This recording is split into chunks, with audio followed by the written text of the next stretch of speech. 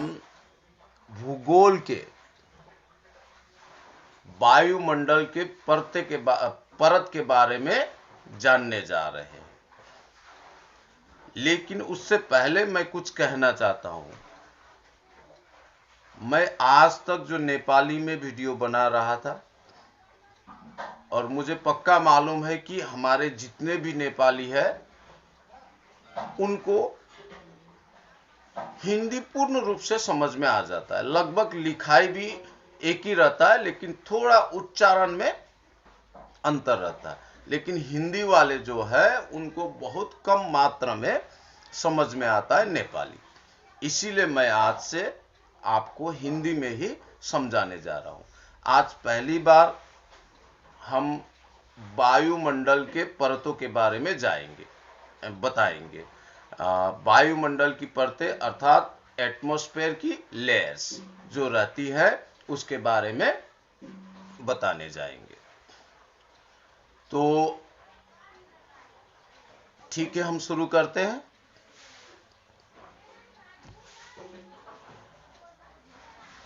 अब ये देखिए, ये जो नक्शा है उनमें 1 2 3 4 5 परतें रहती हैं हमारे वायुमंडल की। सबसे निचली परत जो होती है, जो बिल्कुल हमारे धरती पे सटा हुआ, उसे क्षोभ मंडल कहते हैं, जिसको अंग्रेजी में ट्रोपोस्फेयर भी कहा जाता है। अब दूसरा जो परतें होती है क्षोभ मंडल से ऊपर, उसको स्ट्रेटोस्फेयर अर्थात समतापमंडल कहा जाता है। और तीसरी जो परत है उसको हम मध्यमंडल या मेसोस्फेयर कहते हैं। और उसके बाद में जो परतें होती हैं उसको हम तापमंडल या थर्मोस्फेयर भी कहते हैं। अब जो सबसे ऊपरी परत होती है वो बाह्यमंडल है, जिसको एक्सोस्फेयर कहते हैं। अब हम इसको लगातार जानने की कोशिश करेंगे। जैसे क्षोभ मंडल, जिसको अंग्रेजी में ट्रोपोस्फेयर कहा जाता है, जो पृथ्वी के वायुमंडल की सबसे निचली परत है, जिसमें हम सांस लेते हैं। मौसम की कितनी भी घटनाएं होती हैं, जैसे बारिश आना, बादल इधर उधर चलना, तूफान आना, बिजली का कड़कना, सभी प्रमुख घटनाएं जो घटित होती हैं वो क्षोभ तापमंडल में ही घटित होती हैं। यह पृथ्वी की सतह से लगभग 8 से 18 किलोमीटर की ऊंचाई पर रहती है। और उनमें जैसे वो ऊंचाई, जैसे आप देखे होंगे कि पृथ्वी ऐसे गोल है। ये ऊपरी परत और ऊपरी और निचली भाग जो होता है उसे ध्रुव कहा जाता है, उत्तरी ध्रुव और दक्षिणी ध्रुव। और ये जो पूरब और पश्चिम की ओर रहती है, पूरब और पश्चिम में क्या होती है, आपका जो भूमध्य रेखा रहती है, बीच में भूमध्य रेखा रहती है, उसकी ये भाग पूरब और ये पश्चिम जो है, ये 8 से 18 किलोमीटर के अंतर रहती है। और जो ध्रुव रहती है वहां 8 किलोमीटर के अंतर रहती है। और जो ये दो पूरब और पश्चिम की रहते हैं वो 18 किलोमीटर के अंतर में रहते हैं। और इसमें एक चीज आप याद कीजिए, जो 8 किलोमीटर और 18 किलोमीटर अंतर इसीलिए रहती है कि ये उत्तरी ध्रुव और दक्षिणी ध्रुव जो है वहां पे लगभग ठंड बना रहता है। मतलब यहीं पे 6 महीना का दिन और 6 महीना का रात होता है। और ये भाग जो रहता है यहां पे इक्वेटर गुजरती है, जिसको हम विषुवत रेखा कहते हैं।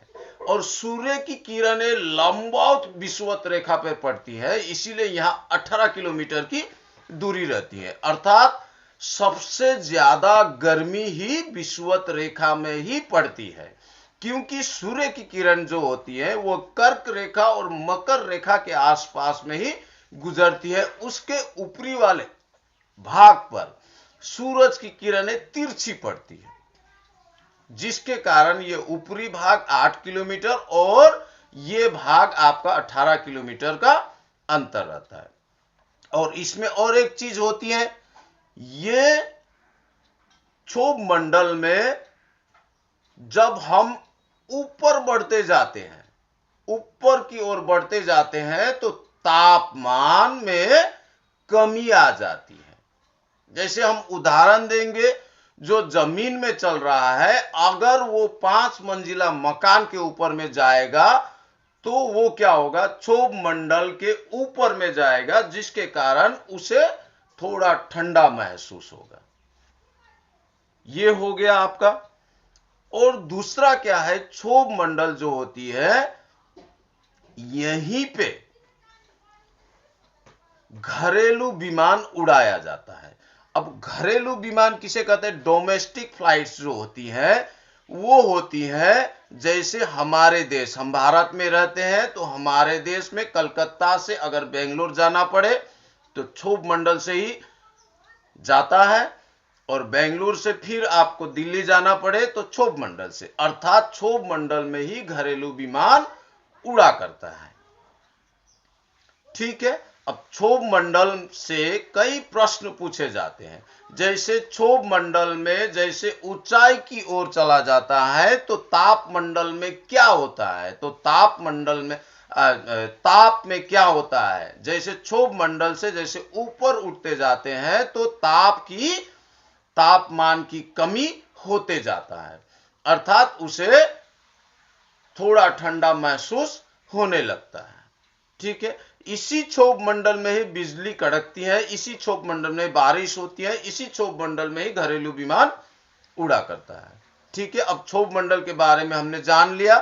अब हम जानेंगे समतापमंडल के बारे में, जिसको स्ट्रेटोस्फेयर कहा जाता है अंग्रेजी में। ये हमारे क्षोभ मंडल से 50 किलोमीटर की ऊंचाई पर स्थित रहती हैं, जो चारों तरफ फैला हुआ रहता है। जबकि क्षोभ मंडल 8 और 18 रहती है, लेकिन ये 50 किलोमीटर पूरा धरती के चारों ओर 50 किलोमीटर की दूरी पर स्थित रहती है। और इसमें ओजोन परत भी पाई जाती है। ठीक है। ओजोन परत भी पाई जाती है। ये ओजोन परत जो है, सूर्य की किरणें से जो हानिकारक चीजें आती है पृथ्वी पर, उसे ये रोक देती है। और इसमें समतापमंडल में जैसे ऊपर उठते जाते हैं वैसे तापमान बढ़ता है। अब देखिए, क्षोभ मंडल में घटता था, समतापमंडल में बढ़ता है। ठीक है। और दूसरी बात क्या है, समतापमंडल में ही अंतरराष्ट्रीय हवाई जहाज उड़ा करता है, क्योंकि यहां समताप रहता है। घरेलू विमान उड़ता है क्षोभ में, और जो अंतरराष्ट्रीय अर्थात इंटरनेशनल फ्लाइट रहती है वो सब समतापमंडल में ही उड़ा करता है। और उसकी एक सबसे बड़ी खासियत यह है कि यहां पे ओजोन परत पाई जाती है। ठीक है। ओजोन परत वो परत है जो सूर्य से हानिकारक कोई भी चीज आता है तो उसे रोक देता है। ये ओजोन मंडल के चलते ही हम बीमारियों से बचते हैं। अगर सूर्य की किरण ओजोन मंडल नहीं रोकती तो हमारे शरीर में कैंसर की बीमारी जैसे हो सकती थी। ठीक है। अब इसमें प्रश्न क्या आता है कि जो समतापमंडल है उसमें अंतरराष्ट्रीय जहाजें उड़ा करती हैं। कभी कभी पूछा जाता है कि अंतरराष्ट्रीय जहाजें किस परत में उड़ा करता है, तो हम कहेंगे उसको समतापमंडल की परतों पर। ठीक है। सूर्य की हानिकारक किरणों को कौन रोकती है, तो समतापमंडल में जो ओजोन लेयर पाया जाता है वही रोकती है। ठीक है, अब ये ओजोन लेयर धीरे धीरे खराब होते जा रहा है, क्योंकि पृथ्वी धरती पे हम लोग नाना प्रकार के, जैसे फ्रिज होता है, एसी होता है, वो चलाया जाता है। उसके चलते ओजोन लेयर की कुछ क्षति होती जा रही है। अगर ओजोन लेयर की क्षति ज्यादा हो जाए तो पृथ्वी में कैंसर फैल जाएगा। अर्थात ओजोन लेयर के कारण ही पृथ्वी के, धरती के मनुष्य को बीमारियों से रोका जाता है। ठीक है, अब हमने सब समतापमंडल के बारे में या स्ट्रेटोस्फीयर के बारे में जान लिया। अब हम आपको मध्यमंडल के बारे में बताएंगे। ये पृथ्वी के वायुमंडल की तीसरी परत है, जो समतापमंडल के ऊपर और तापमंडल के नीचे रहती है। लगभग 50 से 85 किलोमीटर की ऊंचाई पर रहती है। यह वायुमंडल की सबसे ठंडी परत है, जहां ऊंचाई के साथ तापमान तेजी से गिरता है और यहां का तापमान लगभग -90 से 130 डिग्री सेल्सियस तक पहुंच जाता है। अब इसमें क्या होती है, मध्यमंडल में क्या होती है, अब आपको हम बता देंगे कि हमारे जो ग्रह हैं, बुध, शुक्र, पृथ्वी, मंगल, बृहस्पति, शनि, अरुण, वरुण, ये जो ग्रह है उनमें से पृथ्वी के बाद में जो मंगल और बृहस्पति ग्रह होती है, इसकी चारों ओर उल्काएं पिंड घूमती रहती है। अब वो उल्काएं पिंड जो होती है वो बिल्कुल आग, वो कभी कभी छिटक के हमारे पृथ्वी की ओर आता है।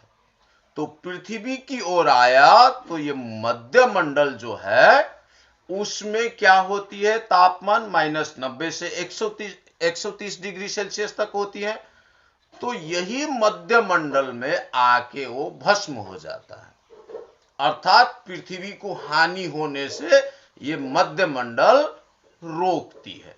ठीक है, अब मध्यमंडल के बारे में भी जाना गया। जैसे अगर किसी कारणवश उल्काएं पिंड हमारे धरती पे आएगा तो कौन बचाएगा, ये एक प्रश्न बना। तो अगर उल्काएं पिंड धरती की ओर आएगा तो मध्यमंडल सबसे ठंडी परत होने के चलते यहां पे आके उल्का पिंड भस्म हो जाती है, जिसके चलते पृथ्वी की रक्षा होती है। ठीक है, अब हम मध्यमंडल के बाद में आपको हम तापमंडल के बारे में बताएंगे। पृथ्वी के वायुमंडल की वह परत जो मेसोस्फीयर के ऊपर और एक्सोस्फीयर के नीचे लगभग 80 किलोमीटर से 1000 किलोमीटर की ऊंचाई तक स्थित रहती है। यह अत्यंत विरल परत है जो सूर्य के उच्च विकिरण को अवशोषित करती है। इसमें तापमान 2000 डिग्री सेल्सियस से भी अधिक होती है। फिर भी घनत्व कम होने के चलते यहां ठंडा महसूस होती है। अब देखिए, तापमंडल का मुख्य काम, सूर्य से जो प्रकाश आती है, खतरनाक प्रकाश जो आती है, 2000 डिग्री सेल्सियस से भी ऊपर का प्रकाश, लेकिन यहां पर कम दबाव होने के चलते, घनत्व कम होने के चलते यहां पर ठंडा महसूस होता है। ठीक है, अब तापमंडल के बाद में हम आपको बताएंगे बाह्यमंडल। पृथ्वी के वायुमंडल की सबसे ऊपरी परत अर्थात बाहरी परत जो सबसे पतली होती है, लगभग या 500 से 600 किलोमीटर की ऊंचाई से शुरू होकर अंतरिक्ष में 10,000 किलोमीटर तक विलीन हो जाता है। यहां गुरुत्वाकर्षण शक्ति रहती है और यहीं पर हाइड्रोजन और हीलियम जैसे मुख्य गैसें पाया जाता है। ठीक है, तो ये पृथ्वी की जो बाहरी परत है, यहीं पर लगभग गैसों का भंडार रहता है, हाइड्रोजन और हीलियम गैस। ठीक है, अब हम आपको, शायद मैं बोलना भूल गया, हम आपको ये बताएंगे कि क्षोभ मंडल में जो धरती से ऊपर की ओर जाती है हवाएं और कुछ भी जो ऊपर जाती है, क्षोभ मंडल में एक परत रहती है, क्षोभ परत, जिसको ट्रोपोस्फोर कहा जाता है। वहीं पे ठोकर लग के फिर धरती पे आती है। ठीक है, तो क्या रहती है कि जो ट्रोपोस्फोर जो होती है वहीं पे तेज हवाएं चलती है। अब हमें यह समझ में आ गया कि हमारे पृथ्वी की जो परतें हैं, वो परतें में, उन परतों में क्या होती है, एक एक कारण हम आपको समझाएंगे। क्षोभ मंडल जो होती है वहां पे घरेलू विमान उड़ा जाता है और जितनी भी घटनाएं होती है वो क्षोभ मंडल में ही होती है। अब दूसरा समताप मंडल क्या होती है, यहां पे अंतरराष्ट्रीय फ्लाइटें उड़ा करता है और ओजोन मंडल यहीं पे रहता है। और ओजोन मंडल के कारण क्या होती है, हमारे पृथ्वी में जो सूर्य की जो हानिकारक किरणें आती है वो ये रोक देती है। उसके बाद में जो मध्यमंडल है, मध्यमंडल क्या करती है, ये ऊंचाई के साथ में इसका तापमान गिरता जाता है, जिसके कारण उल्काएं पिंड जो आती है मध्यमंडल में आके भस्म हो जाती है। उसके बाद में आता है आपका तापमंडल। तापमंडल में क्या होती है, 2000 डिग्री सेल्सियस से भी ऊपर का तापमान रहता है, लेकिन यहाँ घनत्व कम होने के चलते यहाँ पे तापमान बराबर बना रहता है, उतना तापमान नहीं रहता है। और वायुमंडल जो है, इसमें जितनी भी हाइड्रोजन और हीलियम गैसें होती हैं वो पाई जाती है। ठीक है, और हमारी ओर से हम आप लोग को बोल रहे हैं कि अब हमारा माध्यमिक एग्जाम खत्म हो गए हैं, तो अगले साल के लिए हम माध्यमिक के स्टूडेंट को सिखाने जा रहे हैं। अगले सप्ताह से हम शुरू करेंगे माध्यमिक के इतिहास, भूगोल, लाइफ साइंस और फिजिकल साइंस के बारे में। ठीक है, जो हिंदी में होगा, और हम अंग्रेजी मीडियम के लिए नहीं, उनके पास में पैसा रहता है वो पढ़ लेते हैं, लेकिन जो हमारे गरीब बच्चे हैं जो हमारे हिंदी स्कूल में पढ़ते हैं, उनके लिए हम जरूर वीडियो बनाएंगे, जो देख के, खाली सुन के वो समझ जाएंगे। और उसको किताब तो पढ़ना पड़ेगा ही, लेकिन किताब पढ़ते पढ़ते उसको सही तरीके से और सरल तरीके से समझ में आए। ठीक है, बस आज के लिए इतना। जय हिंद।